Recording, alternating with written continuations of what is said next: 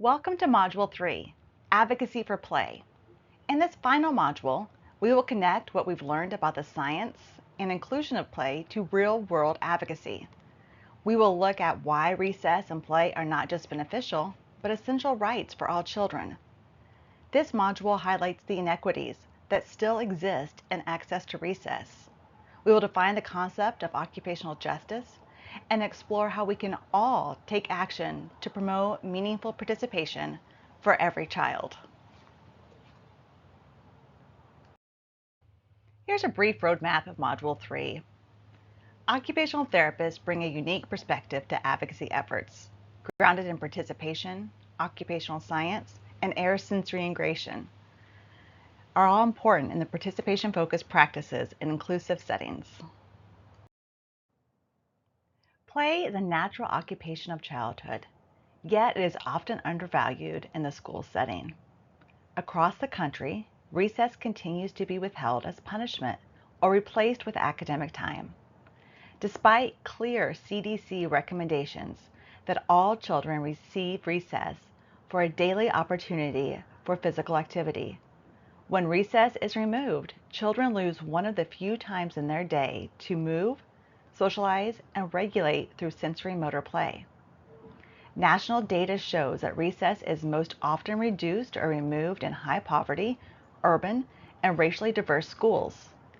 These inequities have long-term effects on development, behavior, and emotional health. Advocating for play ensures that every child, regardless of their zip code or background, has access to the movement and connection they need to thrive. The inequities in recess access reflect larger patterns of injustice across education and health. Research shows that students in larger or lower income schools are significantly less likely to receive daily recess, and that recess removal is disproportionately used to discipline and marginalized communities. Children with disabilities also experience barriers to inclusive play. Many playgrounds remain inaccessible as students with physical, sensory, or behavioral differences are often excluded from peer play. In addition, the quality of play spaces differs widely, with low-income schools lacking the safe, well-equipped outdoor environments that support healthy development. These disparities send a message. Some children's play is valued more than others. These inequities remind us why the concept of occupational justice is so important.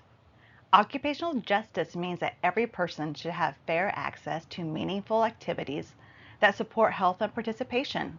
In childhood, that activity is play. They lose access to their primary occupation, the space where they learn to move, belong, and build relationships. Occupational justice guides all of us, therapists, educators, members of the community, to recognize and challenge barriers that limit participation. It helps us look beyond policy and see the child. Ensuring environments and routines allow every student the right to engage fully and joyfully in their day. Occupational justice gives us the framework, but advocacy puts it into action. Research and neuroscience tell us that play fuels brain development, regulation, and social connection. Yet, many children still lose this vital occupation due to inequitable policies. Our role is to turn evidence into empowerment, using what we know from science to influence practice and policy. Advocating for recess is more than protecting playtime.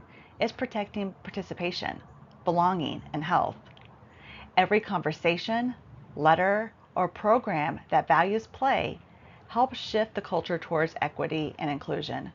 When we apply evidence through advocacy, we transform what we know into meaningful change for children everywhere.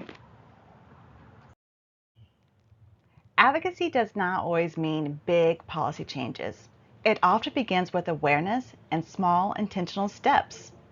Notice which children are left out of play and ask why. Speak up when recess is withheld as punishment or limited to certain groups. Collaborate with families, teachers, and school leaders to make recess a space for inclusion and accessibility for all. Model inclusion by valuing movement and unstructured time in your own settings, and share what you've learned with others. Every small act of advocacy contributes to a larger culture of equity and well-being. Together, these efforts protect every child's right to move, belong, and thrive through play.